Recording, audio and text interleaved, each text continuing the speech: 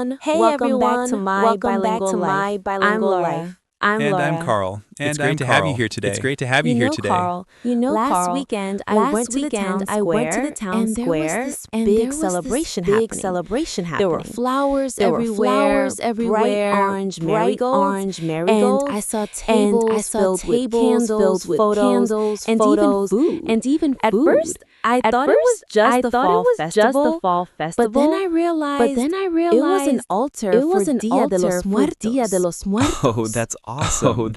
Those altars are called ofrendas. They're one of the most beautiful traditions of Dia de los Muertos, or Day of the Dead. It was so colorful, and honestly emotional. I saw people smiling, but also wiping away tears. There was music playing, and kids were painting little skulls. I think that's what really surprised me. It didn't feel sad. It felt joyful. Exactly. Dia de los Muertos isn't about being afraid of death. It's about remembering loved ones who have passed away and celebrating their lives. I love that. It's such a different way of thinking about death. Not something scary, but something to honor. Yes. The holiday has deep roots in Mexican culture and dates back to ancient times. The Aztecs believed that death wasn't the end. It was just part of the cycle of life. When the Spanish arrived, those beliefs blended with Catholic traditions, especially All Saints Day and All Souls Day. Over time, Dia de los Muertos became this beautiful mix of indigenous and Christian elements. Wow.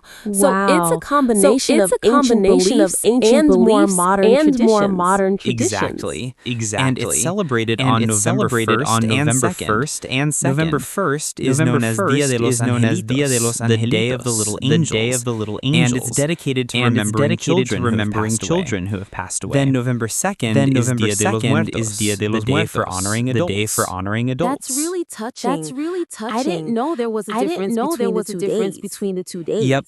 Families prepare in advance. They clean the graves. They decorate them with cempasúchil, those bright orange marigolds you saw. The flowers are believed to help guide the spirits back to the world of the living. That's why there were so many of them. And people were carrying them everywhere. Exactly. You'll also see sugar skulls called calaveras, and sometimes even bread called pan de muerto, the bread of the dead. I saw that too. It looks delicious. I think it had little bone-shaped decorations on top. That's right. The shape represents the cycle of life and death. Families often bake it at home or buy it from local bakeries. I love how every part of the celebration has the flowers, the food, even the music.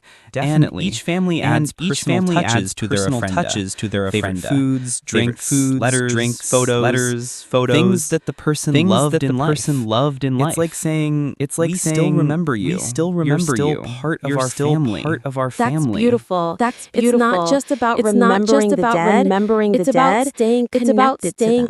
Exactly. That's the heart of Dia de los Muertos. Love, memory, and connection across generations. Carl, I think I want to make a small ofrenda at home this year. Maybe for my grandparents. Just something simple. A photo, a candle, and maybe a flower. That sounds perfect.